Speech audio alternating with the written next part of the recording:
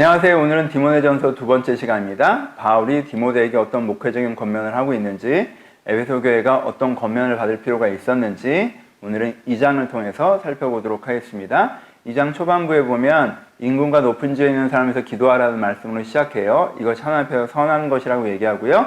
하나님은 모든 사람이 구원받기를 바라신다는 설명을 길게 한 이후에, 그러니까 남자들에게 분노와 다툼 없이 거룩한 손으로 기도하라 라고 이야기하고 있습니다.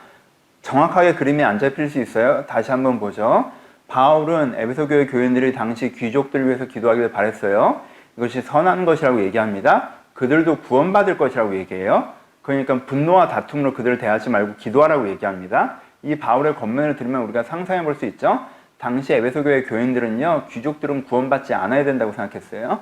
귀족들이 구원받는 건 악한 것이라고 생각했고요. 당연히 그들을 위해서 중보할 마음이 없고요. 그들을 향해서 다툼과 분노의 태도를 가지고 있었어요. 그림을 그려보죠. 당시 기독교인들은 하층민들이 더 많았어요. 이 하층민들은요, 귀족들에게 짓밟히고 있었습니다. 종들은 주인들에게, 이 귀족들에게 가축으로 대우받았고요. 그리고 하층민들도 이 귀족들에게 사람으로 대우받지 못했어요. 그러니까 이 하층민들의 상식에서는, 그 당시 평범한 하층민들의 상식에서는 귀족들은 악이고요. 이들은 멸망받아야 되는 대상이었어요. 그러니까 이들이 예수를 믿은 다음에도 자연스럽게 여전히 그들은 악이고, 그들은 멸망받아야 되고, 그들은 구원받을 리가 없고, 하나님도 그들을 싫어하실 거고, 하나님께서 그들을 멸망시킬 거라고 생각했지, 하나님이 그들을 사랑하고 그들을 구원하고자 하신다고 생각하지 못하고 있었어요. 그러니까 바울이 지금 이 얘기를 하는 거예요. 아니야, 나는 너희들의 정치적 입장에 동의하지 않아. 나는 너희들을 사랑하는 것처럼 그들도 사랑해. 너희들을 구원받아야 되는 것처럼 그들도 구원받길 바래. 너희들이 기도하며 일에 동참해 줬으면 좋겠어 라고 얘기합니다. 여러분, 정말 듣기 불편할 수 있는 얘기였어요. 근데 어떤 사람들은 이 얘기를 들었습니다. 어떤 사람들한테는 이게 너무 충격적이었을 거예요. 바울이 귀족 편을 드는 것 같아서 실망스러웠을 수도 있죠. 하지만 굉장히 많은 사람들이 바울의 권면을 들었어요. 그게 초대 기독교 역사가 보여주죠. 많은 하층민들이 사랑으로 귀족들을 섬겨서 그들에게 변화시키죠. 그들의 복음을 전해요. 그들이 예수 그리스도를 믿게 합니다. 그래서 그 많은 귀족들이 예수를 믿고요. 또 순교의 길을 가고 하나님의 뜻에 따라 순종하는 삶을 살죠. 그 선한 영향력이 흘러내려가서 로마 제국을 변화시키는데 일조하기도 했습니다.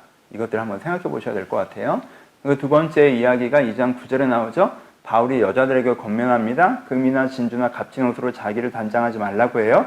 남자를 가르치고 주관하려고 하지 말라고 하죠. 그보다 소박함과 정절과 선행으로 자기를 단장하라고 합니다. 남편에게 배우는 자세를 가져라 라고 권면하고 있어요. 여기서도 그림을 그려보죠. 그냥 명확하게 어떤 얘기를 하는지 잘 안 잡히니까. 이 그림 속에서 남편이 더 신앙이 좋죠. 그래서 이 남편이 가정에 들어가서 여자를 양육하기를 바라는 것이 바울의 원함이에요. 그런데 여자가 되게 이뻐요. 자기를 잘 꾸며요. 그래서 이 남자가 여자를 가르칠 수 있는 게 아니라 남자가 여자 말을 듣는 게 이 가정의 권력 구조예요. 그러니까 여자가 남자를 이렇게 조정할 줄 아는, 이렇게 시킬 줄 아는 권력 구조가 여자한테 있는 거죠. 한두 집만 이런 게 아니라 에베소 교회가 전체적으로 그래요. 이 도시의 문화, 이 가정의 권력이라는 건 다 여자 쪽에 가 있고, 그래서 남편이 들어가서 여자를 변화시킨 것이 아니라 변화됐던 남편이 들어가서 여자한테 오히려 거꾸로 변화되는 상황이 교회적으로 벌어지고 있다는 거예요. 그러니까 그 당시의 흐름에서 아마 남자들이 또 외부 활동이 더 많았을 거고요. 그러다 보니까 조금 더 복음의 은혜에 맞는 남자들이 먼저 많이 은혜를 받는데 여자들은 그렇지 못한 경우의 수가 굉장히 많았던 그림 속에서 이 얘기가 되고 있어요. 바울이 이분은 굉장히 정확하게 지적하면서, 그러니까 여자들이 자기를 치장하고 그것으로 말미암아 남자를 조정하고 여기서부터 내려와서 너희가 하나님께 정말 선행으로 아름다운 사람이 되려고 하고자 하는 열망을 갖고, 그 열망을 가지면 당연히 남편의 신앙을 배우고 싶어 할 거고, 이렇게 좀 변화돼야 된다라고 바울이 지적하고 있는 것이 두 번째 파트입니다. 많은 여성분들이 이 얘기를 듣기 불편했겠죠? 하지만 어떤 분들은 그럼에도 불구하고 이것들을 들었을 거예요. 그래서 이 가정이 영적으로 더 성숙해지는 계기들이 만들어졌을 것이라 상상해 볼 수 있습니다. 이것이 객관적인 남녀 간의 관계나 성에 대한 이야기가 아니라는 건 아시겠죠? 당연히 이해하실 거라고 생각해요. 결론. 그러면 지금 바울은 무슨 얘기를 하고 있는 거예요? 이 두 가지 예를 들어서 바울이 지금 무슨 얘기를 하는 거예요? 정치적인 얘기나 남녀 간 얘기를 하고 있는 거예요? 가정 얘기를 하는 거예요? 아니에요. 바울이 하는 핵심 얘기는 뭐냐면요. 우리가 더 경건한 성도가 되어져 나가는 데 있어서 이것을 막는 되게 구체적인 삶의 걸림돌들이 있다는 거예요. 그 구체적인 삶의 걸림돌을 제거해 나가야 된다는 거예요. 이게 경건의 연습이고 이게 신앙생활이라는 거예요. 내가 하나님 앞에 더 성숙한 사람이 되고 싶은데 내가 예전에 정치적인 성향, 특정 집단을 미워하고 혐오하고 적대시하는 이것이 내 경건을 막는다는 거예요. 내가 더 깊은 신앙으로 나가려고 하는데 내가 누구 말에 흔들리는 거, 내가 내 부인 말에 끌려다니는 거, 이게 내 깊은 성장을 막을 수 있다는 거예요. 내가 더 깊은 성장으로 나가야 되는데 내가 갖고 있는 이런 사치스러운 삶, 내가 내 가정에서 권력을 갖고 있고 내 뜻대로 뭔가 해나갈 수 있는 이 편안한 구조, 이걸 포기하기 싫은 마음이 내 영적 성숙을 방해할 수 있다는 거예요. 여러분, 신앙 성숙이라고 하는 건요, 내가 뭔가 더 되게 미묘한 신학적인 논쟁을 알아가면서 성숙해 나가는 게 아니에요. 신앙 성숙이라고 하는요, 내가 하나님을 따라가려고 하는데 그것을 막아서는 내 삶에 굉장히 구체적인 정황이나 마음을 뛰어넘어가는 과정이라고 바울은 얘기하고요. 그것들을 넘어서라고 이들에게 동기부여 격려하고 있는 것입니다. 이것은 에베소 교회 성도들에게 하고 있는 이야기이기보다 디모데에게 하고 있는 이야기라고 말씀드렸죠. 그러니까 이건 어떤 메시지가 되는 거예요? 되게 정확하게 디모데에게. 디모데야, 목회라는 게 신학적 논쟁에 열심히 참여해서 이기는 게 목회가 아니야.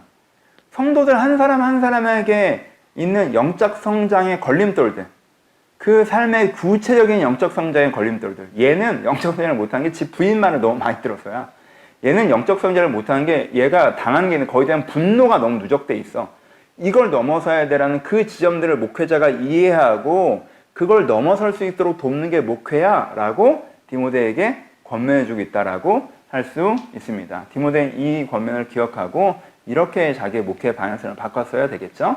세 가지 적용점들을 찾아봅시다. 첫 번째, 여러분들의 경건한 삶을 방해하는 삶의 구체적인 걸림돌들을 분별하고 그것을 넘어서려고 하셔야 됩니다. 사람마다 케이스 바이 케이스로 다 달라요.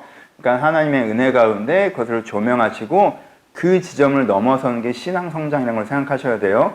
어떤 내가 제자 훈련을 받고 정보량을 쌓고 성경 공부를 하고 여러 가지 논쟁들을 이게 신앙 성장 아니에요. 이 신앙 성장, 경건의 신앙 성장, 걸림돌을 넘어서는 것, 이런 것들을 꼭 하셨으면 좋겠습니다. 두 번째, 목회라는 건 누군가의 삶을 이해하고 그 삶 속에서 신앙적인 걸림돌을 제거해 나가는 것이기도 하다는 걸 기억하셨으면 좋겠어요. 세 번째, 자기에게 익숙한 관점에서 머무르는 것을 경계하셔야 돼요. 이 에베소 교회의 큰 특징은 그거예요. 자기한테 익숙한 학문적인 방식, 자기한테 익숙한 정책인 입장, 자기한테 익숙한 가정적인 문화, 가정의 문화, 이것에 머물러 있다는 거예요. 신앙으로 이것을 뒤집으려고 하셔야 돼요. 묵은 땅을 기경하셔야 됩니다. 내 삶을 만들어내는 이런 익숙한 것들을 다 그대로 둔 상태에 어떻게 삶의 갱신과 내면의 변화가 있겠습니까? 이것들을 바꿔 나가셔야 한다는 생각을 갖고 하나님 앞에 새롭게 조명하시는 게 필요해요. 네 번째는 정치적 우상에서 벗어나셔야 됩니다. 여러분이 갖고 있는 어떤 정치적 입장에 과도하게 심취하지 마세요.